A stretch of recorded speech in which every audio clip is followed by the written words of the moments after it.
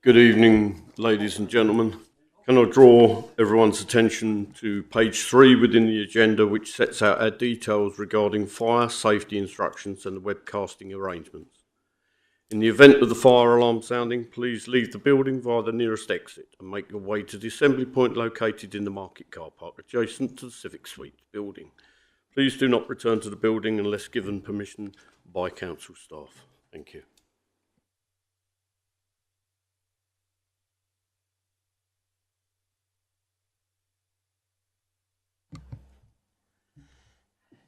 Good evening, members. Item 1, I have apologies for absence and substitute members. I have apologies from Councillor Carter, Goodin, Lambourne and Williams, and apologies from Councillor Efty, and Councillor Marriott is substituting for her. Go straight on to item number 2, the minutes of the meeting held on the 9th of December 2025. Are the minutes agreed, members? Agreed. Thank you. Item 3, to receive declarations of interest. Are there any declarations of interest?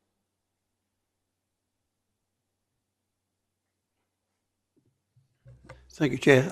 Don't know if our declaration is of a member of the Raleigh Town Council. Thank you.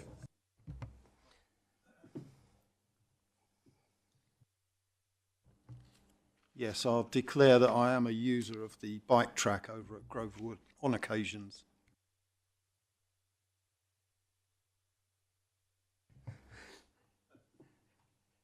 Item 4, public questions on notice. There have been none received.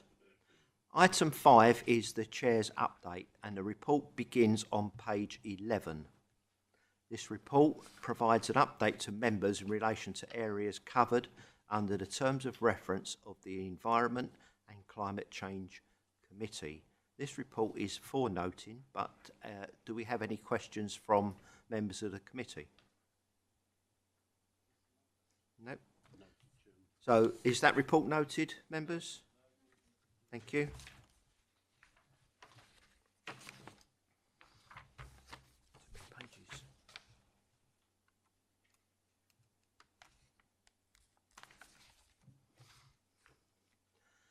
Item 6 is the 2025 to 26 quarterly 3 performance, and this report begins on page 19. The report informs members of the performance of the council at the end of quarter 3 in relation to places and spaces theme of the council's corporate plan. The report presents at Appendix A the key activities being implemented to deliver the corporate plan, priority deliverables and corporate projects, along with aligned key performance indicators and formal complaints for quarter 3. Do we have any questions from committee members? Councillor? Thank you, Chairman. I've got 3 questions, actually. They all relate to the items that have got amber against them. First one's on page 25, and it's about the EV charging network. Do we have any dates for when that's likely to be completed? That's question 1. The second question is on page 27. It's to do with the food waste collection. So we seem to be doing well because we've got significantly more than we expected in terms of food waste. But what does that actually mean? Is it financial constraints? And also, does that mean that there's more, the more food we have, the more environmentally friendly it is for the fuel that gets produced from it? And then the last question, if I may, is on page 28, and it's the Parks for Nature about the tree planting, and that's an amber. And could we just have an update on where we are with that, please?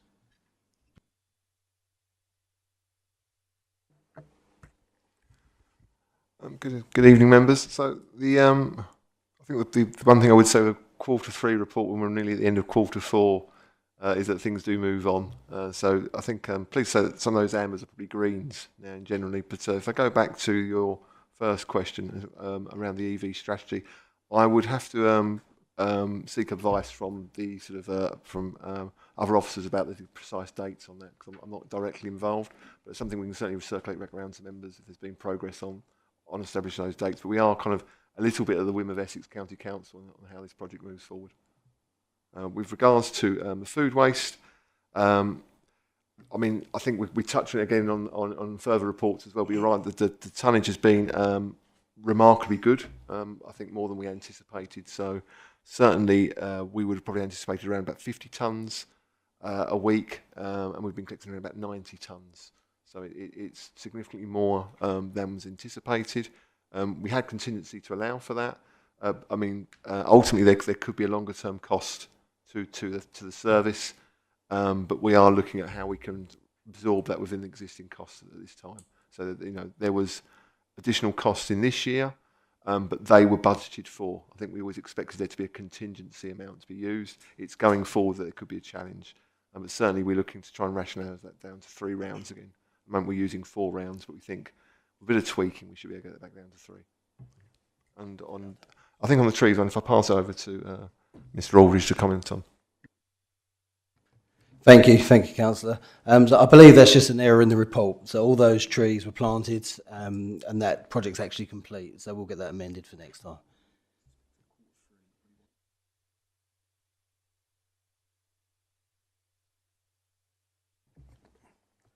Did you want to come back? If I may. Thanks, Chair. So with the food waste, part of our strategy is that if your food bin is full, it goes into the green bin, doesn't it? The normal. I know it shouldn't, and it's not ideal. But what impact does that then have on the recycling of the food waste and the compost? So for the majority, I mean, one size never fits all. I think there's always been that. You have to accept that you come up with a system that fits the majority of the sort of residents you serve. So you're absolutely right. Sometimes I think a food caddy can overflow or you're full. In that situation, it should actually be put into the black sack residual waste rather than the garden waste. And certainly reports from Essex, who of course we deposit the garden waste with, and certainly when we look to tip it out at Hadley Salvage, contamination has been very low.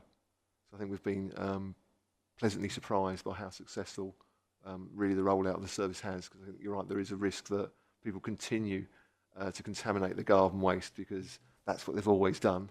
It was acceptable before, but we're finding actually contamination levels are certainly low or within tolerances. We've not had any sort of rejected loads and that sort of thing. So I think I said to you even before we discussed it, I think I think we're quite fortunate as a district that we have good residents. Not to say because we're here, but I think we're very pleased with the uptake and how compliant the majority of residents have been. So we're quite grateful. Thank you. Councillor Stanley. Thank you, Chair. A couple of things really have come my way in the fact that some of the bins are not put back to the rightful place of occupancy, and also the waste that goes into the small bins, the yellow ones. I've already notified Caroline that they're strewn all over the place, and that is something which I think is being taken up by Norse to make sure that they're put back not in front of the properties rather than on the street to get blown around onto the road. And the other thing is trees. Are we now not planting whips and putting in mature trees or 3-year-old, 4-year-old trees? Because it is a waste of time just putting whips in that they really don't take. You know that, and I know that. And the over 3,000 that was planted 2 years ago, I believe, they're not in existence any longer. So would it be beneficial to put in these 3-year-old trees in a better position than what the whips were put in, just trod into clay, that sort of thing, and not maintained in any way? I do hope that that is going to be the response to the council. So I'll answer the food question and let Mr. Aldridge answer the tree question. I think he's quite keen to. So, with regards to the food test, I mean, I think we touched upon it in a later report as well. I think we've been quite transparent that there's bound to be a few bedding in issues with any new service rollout. So I think we expected there to be an uptick in complaints around bin placements and mistakes made. There are new crews, new rounds, and a new system to learn. So I think there's been a bedding in-ish problem. That has reduced over time. So though you'll see the reports quarter 3, if you took to quarter 4, that we're meeting on a regular basis. It was weekly, and now it's fortnightly to look at the complaints around of the food waste collections and how that can be addressed. I said you will always have an uptick, and that's just because also you're recruiting new staff, and you'll find the churn of new staff can be quite high initially until that not everyone that wants to come along realise it's quite hard work. I think that not everyone that starts decides to stay. You need settled crews to learn the rounds, to learn up to where bins to be placed back and the nuances of each round. So once you have that settled, you will see it drop back down. But I think there was always an expected increase in missed bins and poor bin placements with a new part of the new service. It wasn't anything beyond what I think we would have expected when you speak to other authorities that have gone through a similar experience. So again, I think we're relatively pleased with how the rollout has gone. Can I just mention to you, Marcus, that I found my bin was at the end of next door's premises, and people's bins that were next door to me before were coming up into my premises. So Councillor what Stanley, I'm asking is, Councillor Stanley, did you raise these issues through the service desk with the council?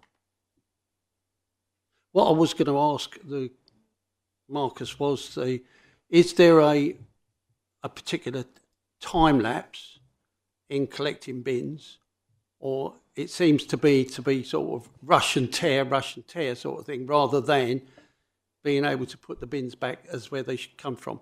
Is there a time limit? Is there a time given for clearing the streets of rubbish or not? Because that seems to be a problem. So I think there's always an issue with, there's always an encouragement of what they call a sort of a task and finish culture within waste collection services. So we're not setting the time limit. I think crews like to finish in good time. And I think, again, you'll see, that should improve. I think initially the workload was very heavy.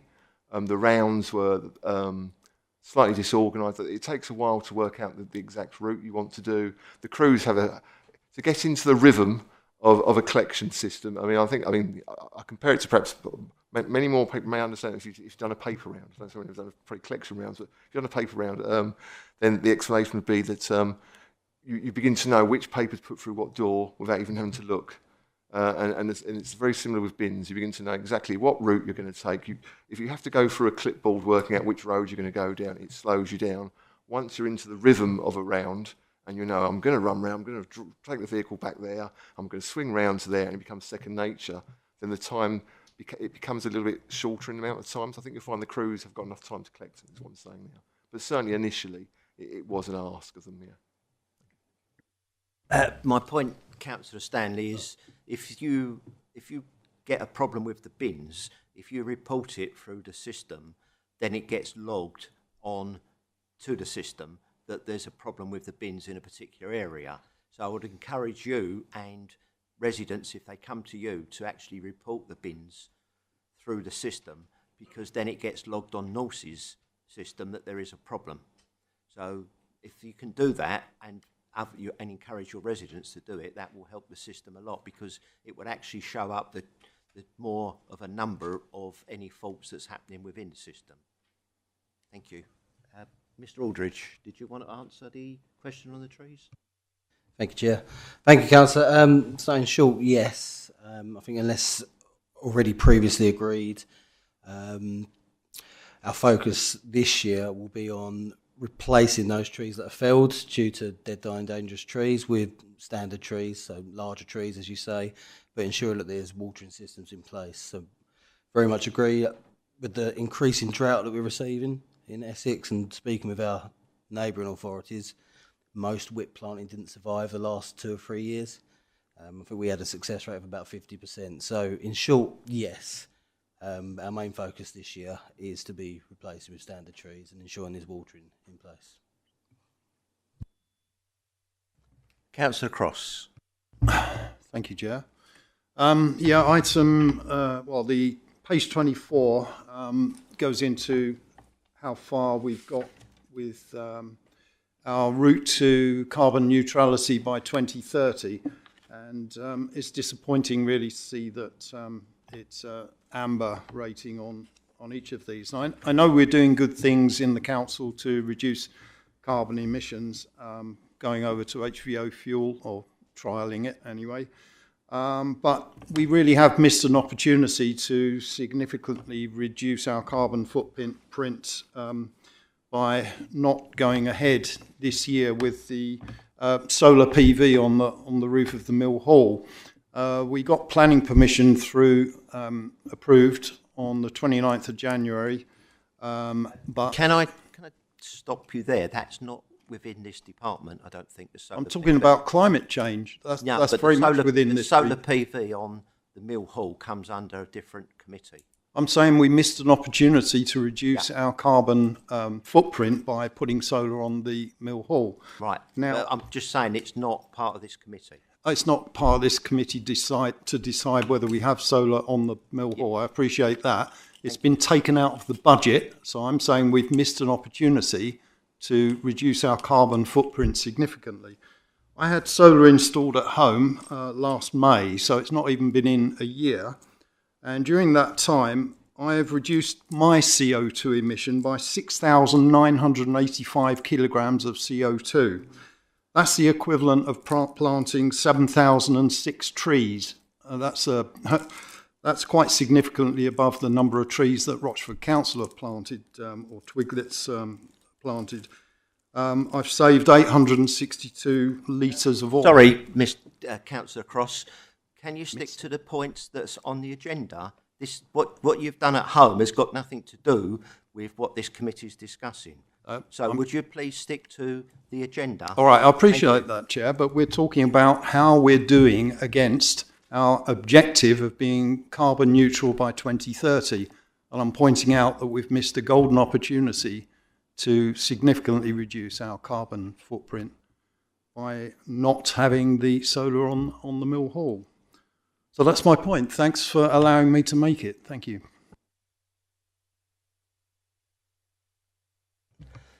Members, as we have no other questions, this report is for noting. Has that been noted, members? Thank you. Item 7 is the Binfrastructure Action Plan update, and the report begins on page 35. This is a follow-up report which updates members on the progress that has been made against the items identified in the action plan during the first year it has been in operation. Do we have any questions from members on item 7?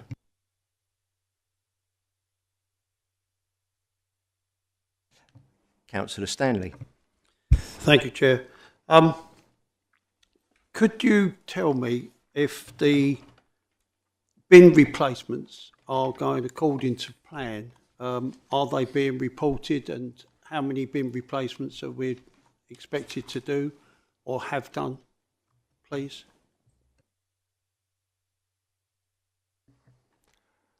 So, yes, they're going to plan. I'm sorry, I'm just looking for the figure. And so 71 bins for replacement this year. So 59 have been already done, and 12 are planned for this end of this financial year. So again, it's a Q3 update. So yes, they're for this year. And then for next year, there's also budget available to roll out some more bins as well. So we've basically focused on those in the worst condition and working our way through them. But you'll see another tranche of new bins going up next year as well. But we are on schedule. Councillor Cross. Thank you, Chair. Can I ask, through you, Chair, Marcus, the hotspots that have been identified for litter, do they include many footpaths in the area? Because a lot of footpaths in Rayleigh in particular don't have bins located at either end or even at one end. So I mean, Norths do a fantastic job, and Caroline and her team, always clear them when I point out there, and not through the service desk, but I know I should go through the service desk, but she's really on the ball. So Norths do a great job in clearing up litter, but if the footpaths had litter bin at either end or at one end for dog poo and general waste, I think it would improve the environment no end. Thank you. And certainly we can circulate what we consider the latest hotspots. I think what we try and do is almost like have a top 10 just to concentrate at any one time, because otherwise it becomes a little bit too hard to manage mentally, if that makes sense. It's quite useful to have what we call like a top 10 of the hotspots. These we're going to concentrate and then we review that on a sort of quarterly basis. But certainly I can ask Caroline to circulate those around for you after this committee.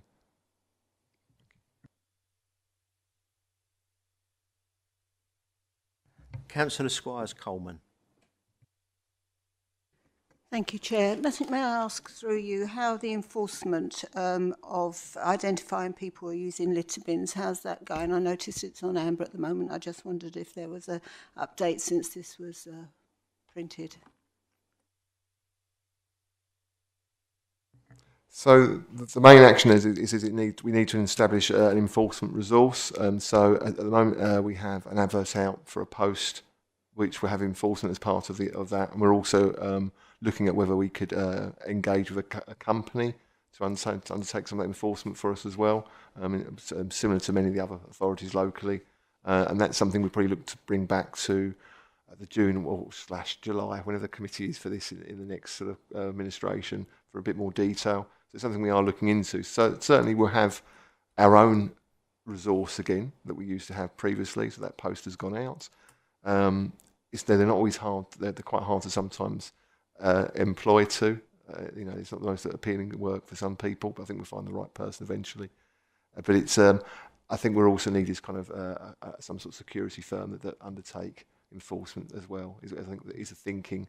But that's for the committee to decide, and that's something we'll be bringing back hopefully in the first committee of next year.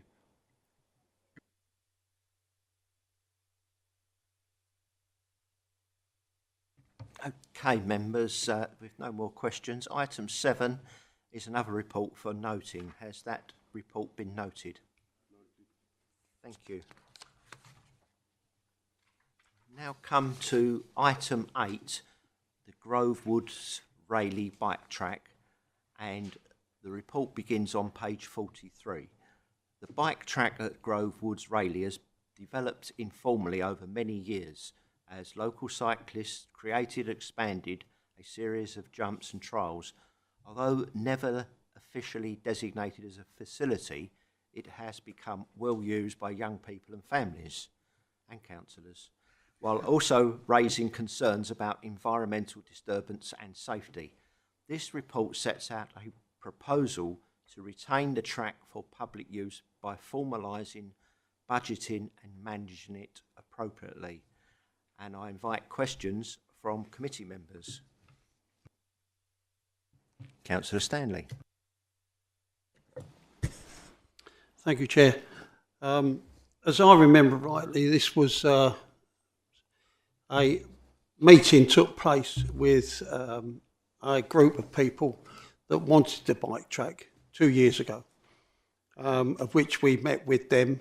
And at the time, it was thought that we was going to dispose of the bike track and level it out, take the container away, or the office, if you like. Does this now include the car park and also the office that was there, or is there, although it's in ruins, but it can be repaired, I'm sure of that. Does this amount of money include that, as well as the bike track itself? And also there is was a play area to the side of the bike track. Is that going to be reinstated along with the bike track? Please, thank you. Mr. Houghton, would you like to take those questions? So working backwards, the play area will not be reinstated. So that was removed for safety reasons, and you've got obviously the Grove play area at the other end of the park that work is being done upon. So that's where we're going to concentrate upon rather than the two spread out. I think in hindsight, it wasn't something we'd installed personally. The location that was installed in, I think, was always under the shade of the trees. Wooden play equipment probably wasn't the most clever thing to do because it rotted quite quickly, didn't it? There, so we think the other play area where it is more favourable in that it's got more natural surveillance and it's nearer to the residents. So we're concentrating on that one. With the budget, this is a budget for the bike park. Certainly, the removal of the porter cabin and the car park is more of an operational issue that I think we're getting some quotes for and will be undertaking anyway. So it doesn't really need a committee decision. Whereas I think this is something that's more specific in terms of how we spend the corporate priorities monies. So we're saying, look, this is something that we need a decision upon. Whereas really the maintenance of the car park and the porter cabin was already within my delegation to undertake.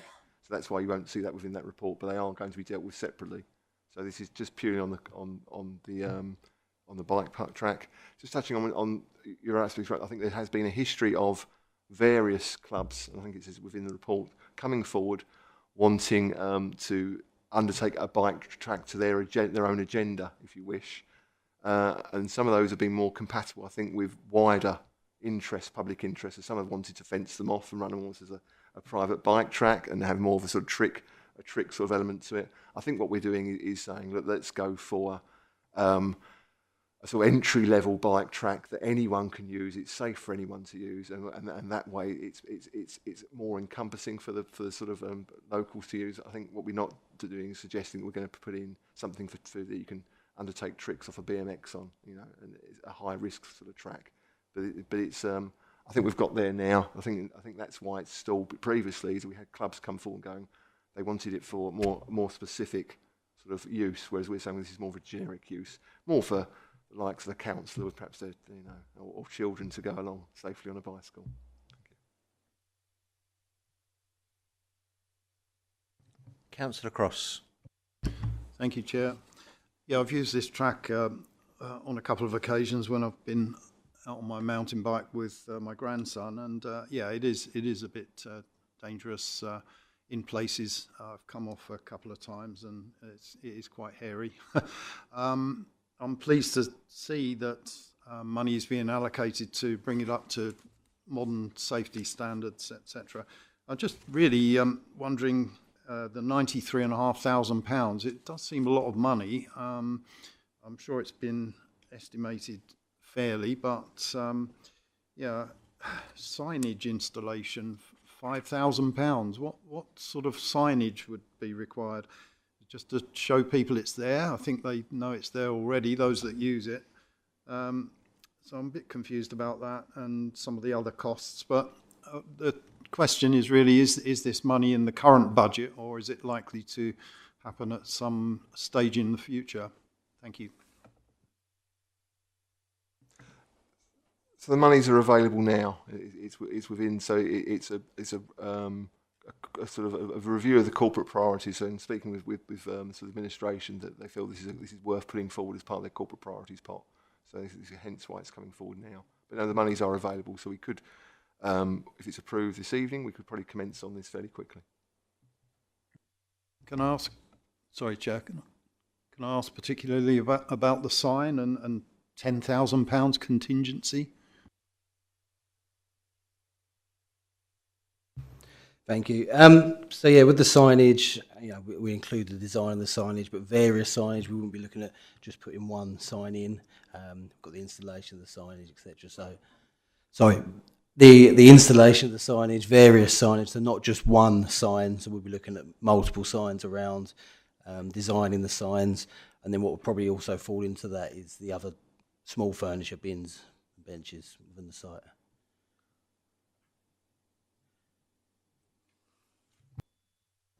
Councillor Stanley.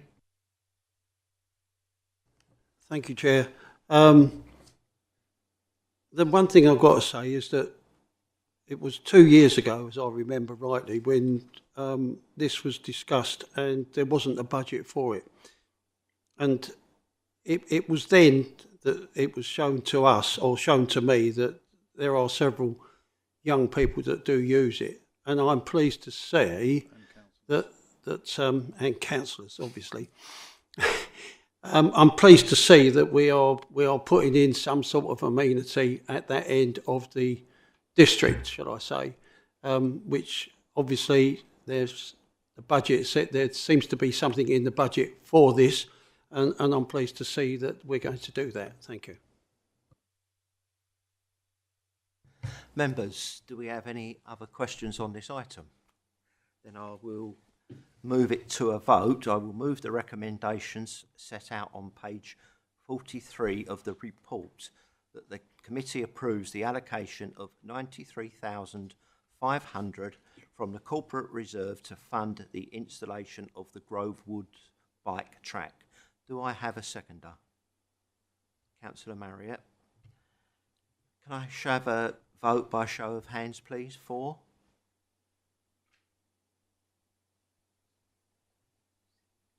Against? Abstentions?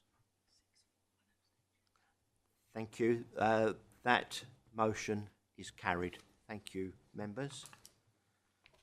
Item 9 is the Rochford North 6-month performance update, and the report begins on page 53.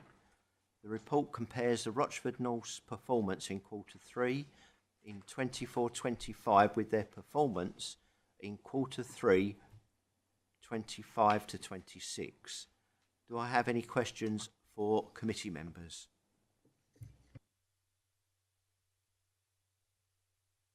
Councillor Wilson.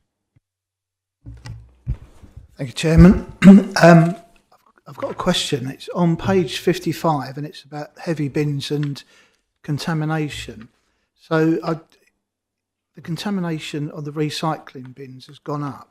So does this mean that a whole load cannot be recycled? Is there a way around that?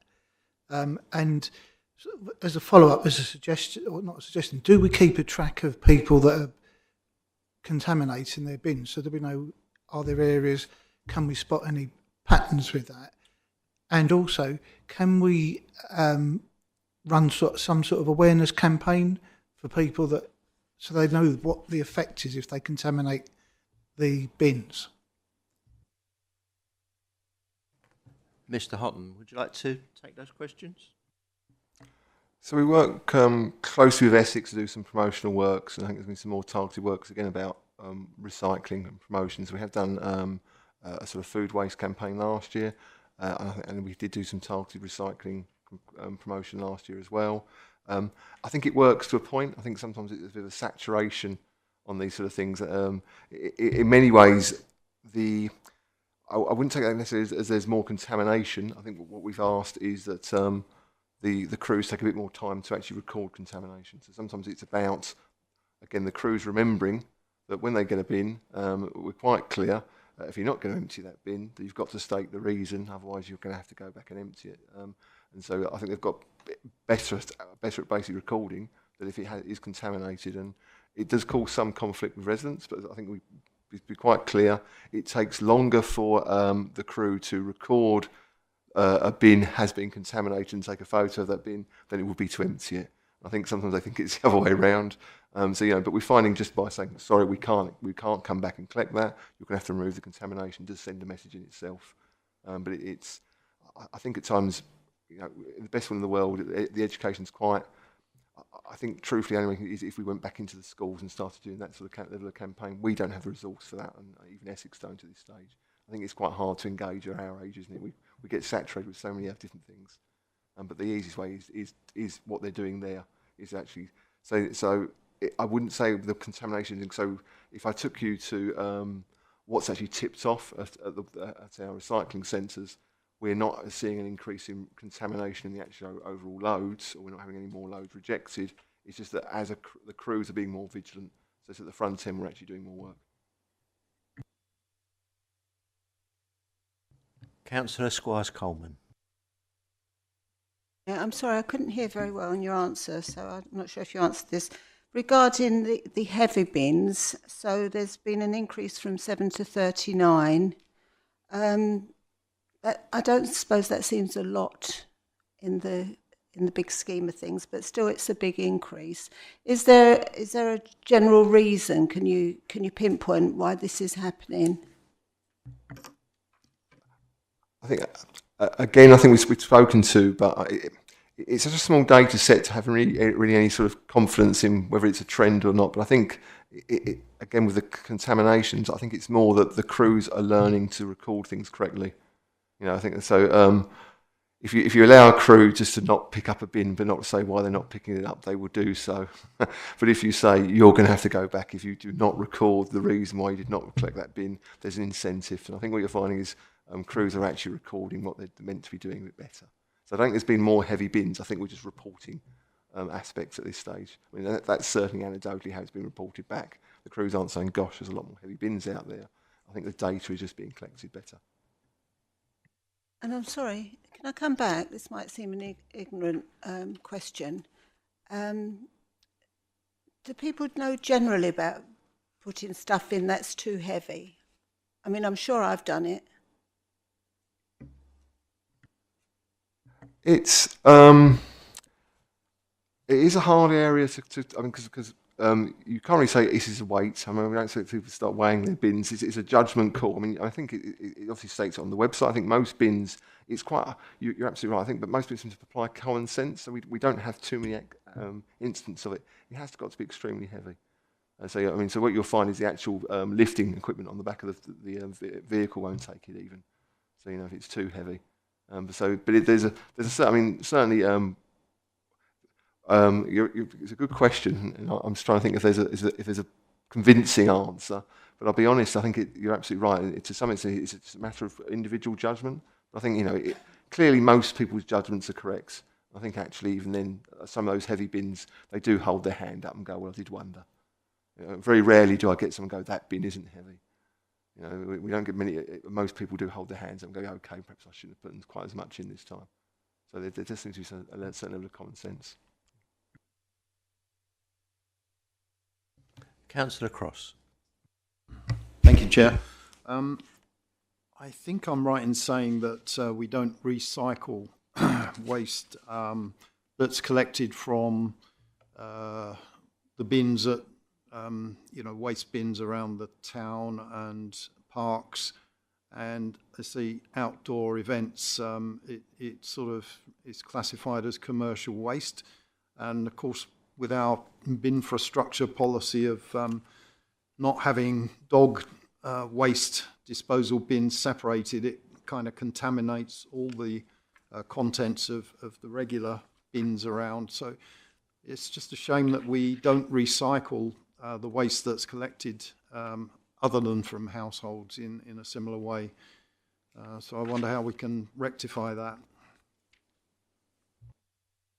So I think previously that was the policy that was agreed at the time. So I think that was a step we took, a conscious step as an administration to go down that route, I think probably about 4 or 5 years ago.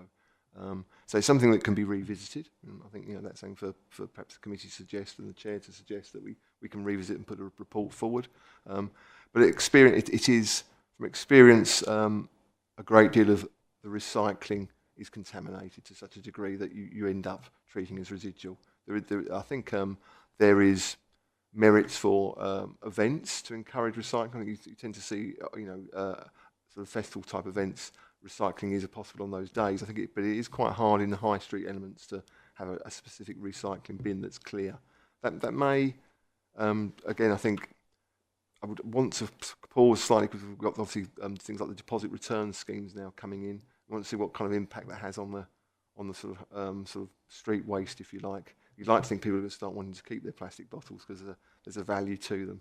But again, so that may have an impact that what you're actually having put into a recycle bin in a street will be so little that it's not worth offering. But I think that's something to consider. But certainly we can bring that back at committee if the chair is minded to, perhaps as a sort of a review paper next year. Councillor Stanley. Thank you, Chair. Just one other thing about the waste. I have noticed that there is quite a few of helium canisters lying about in certain areas, like Roarith. There's a cul-de-sac, well, not a cul-de-sac, a short road in Roarith that has quite a few helium bottles there. Is it it's nitrous oxide? Sorry, yeah, nitrous oxide.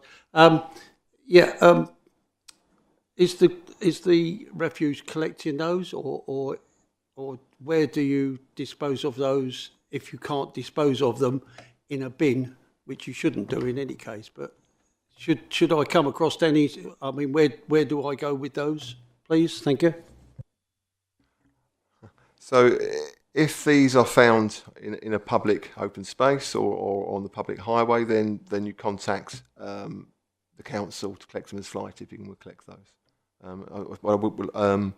We had an interesting suggestion where I think we knew a gentleman, I think it was in Cornwall, it's more a cautionary tale, that and he was collecting all these in the back of his car, taking them home, decompressing himself with a drill, and then selling the scrap. So I would not encourage anyone to take these. They should be transported in an open cage, well aerated vehicle. So I wouldn't encourage anyone to please bring them into us or put them in their vehicles. Certainly do not put them in the bin. They can still have nitrous oxide within, even if you think this is a residual amount, can be quite dangerous.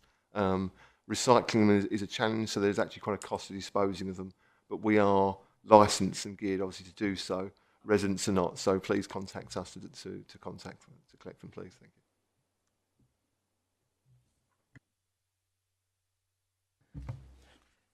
Okay, as there are no more questions on this item, this report is for noting.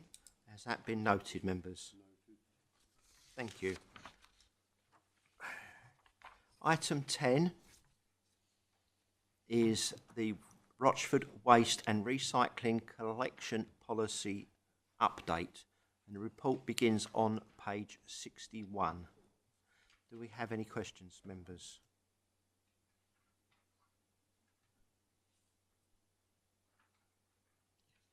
Surprised me. Councillor Stanley. Could I ask if the street cleansing is going to be carried out a little bit more regular than what it is at the moment, with the bird waste that's often around the tree areas in Raleigh High Street? It has been done several times, but it seems to not get done very often. Thank you.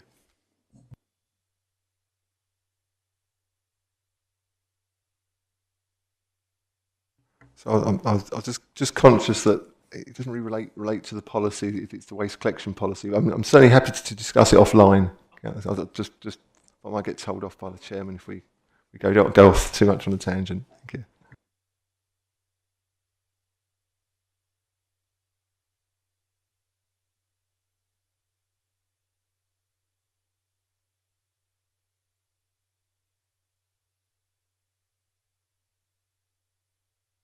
Start again. There are no more questions. Then I will move the recommendation set out on page 61 of the report. Recommendation 1 for the committee to note and approve the updated Rochford Waste and Recycling Collection Policy attached to this report at Appendix A. Do I have a seconder? Can I have a show of hands for? Unanimous. Thank you, members. That motion is carried unanimously. Item 11 is the Neighbourhood Team Progress Report, and the report begins on page 85. And the report is to update members on the progress, activities and key developments of the Neighbourhood Team over the reporting period. It provides an overview of operational performance and service delivery. Do I have any questions, members? Councillor Cross. Thank you, Chair. I wonder if the Chair can just remind the committee what the purpose of the Neighbourhood team is. What remit do they have? What can they do and what can't they do? Thank you. They will look at any reports that you put into them, and if they're not within their remit, i.e. it's county, then they will advise you directly. So they will do tree trimming, any extra grass cutting, graffiti removal, tidying up of borders, paths, etc. So really this is something for the whole members of the council to put reports in to ask the team to do what they think is necessary.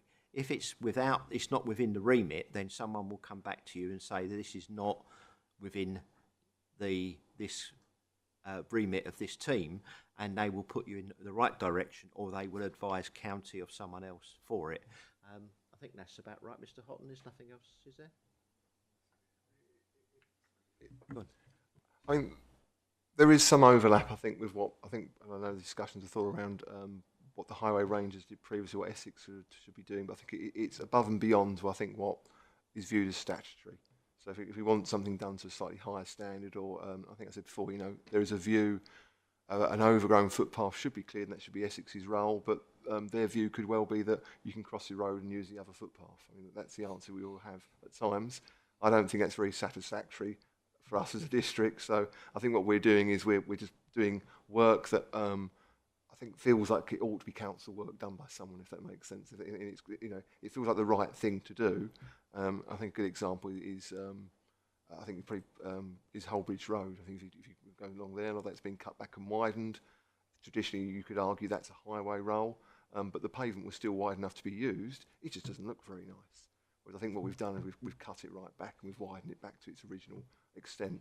So I think there's a certain amount of amenity use that we're doing. But I think, in all truthfulness, I think the reason we wanted these reports to come back quarterly is I think we're still finding our way as well. So we will consider work and we'll develop that scheme over time. I think some of the works we reject, just to be clear, like the graffiti in the underpass, I think we will consider doing working underpasses. But we just happen to know Essex are about to paint that. So the reason, so we check with Essex to see what works they're going to be doing, and if they're doing it, that's great. But if they're not going to be doing those works, and they're unlikely to be done in the near future, then I think it's quite nice if we can uplift the amenity value of our district. I think that's a fair way of putting it. Councillor Croft. I may come back through you, Chair, just to Mr. Houghton. It is part of their remit to maintain our parks and open spaces. So we have a team that already undertake that work. So the straightforward answer is no. But for those of you that may be observant, you may see the team that I'm sure I saw those same people doing work on on the verges or work that I've asked them to do as part of the sort of highways work.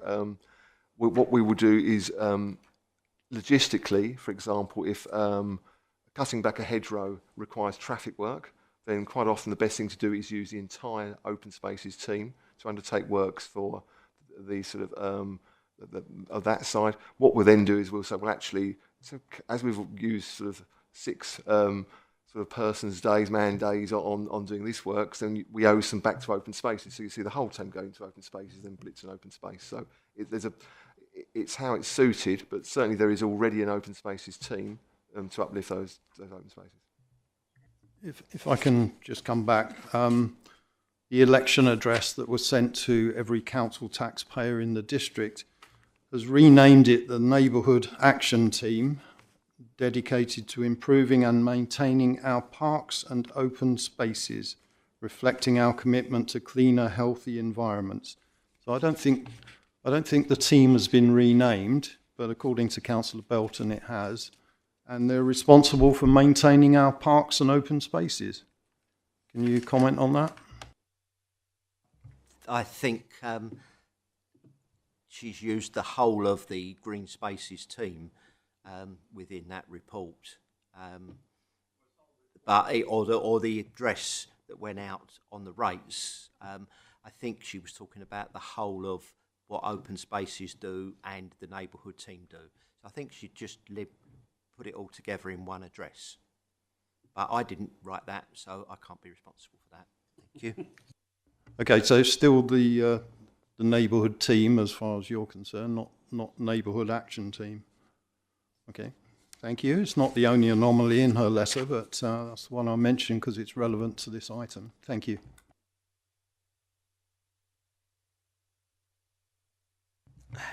If we don't have any more questions on that, this report is for noting. Has that been noted?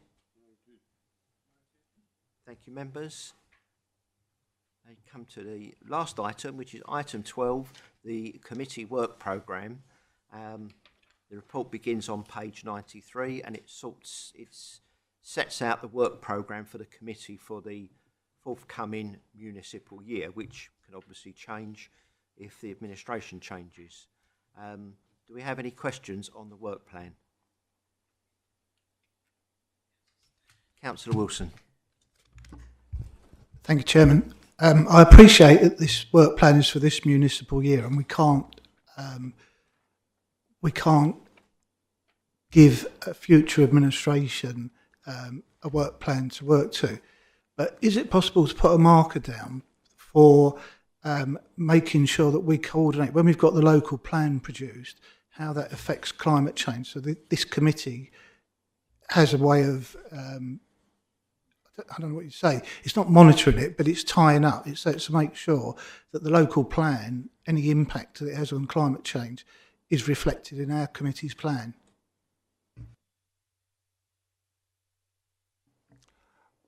I think the short answer is yes. I think the reason I was pausing to think about how we ensure that happens, but certainly I had that discussion with fellow directors. I think that makes sense, that possibly some of the policy we form here then sort of feeds in, and the local plan is minded to consider informing their policies. And you'd expect to see that. It's a question of the timing and pace, isn't it, of this at times. So I think an example is I look at the play strategy that will come forward, we hope. And certainly the play strategy is not intended so much to be a strategy of how we manage our own play areas. That's the simple part. It's a wider piece of work about how we inform, how we'd like to see play developed across all our sites, new developments and such as well. So that would directly would need to feed into that local plan process. There's an example there, but certainly I think we could do the same with some of the environmental matters as well. So I'll speak to colleagues about that and we'll see what we can put forward. Did you want to come back, Councillor Wilson? Yes, just a very quick one, Chair. Could that be minuted out in this item, just saying that it's been suggested that going forward, just so we don't lose it, that's all. Councillor Stanley. Thank you, Chair. Can I just say that in this past year, it has been noted that the public rights of way, the little alleyways that join Cran Hill to Love Lane and other areas, they was cleared by some residents along with other councillors. Will we see those being covered by the team in future, or is that not going to happen? Thank you. Councillor Stanley, that was on a previous item. We're now looking at the work plan for next year.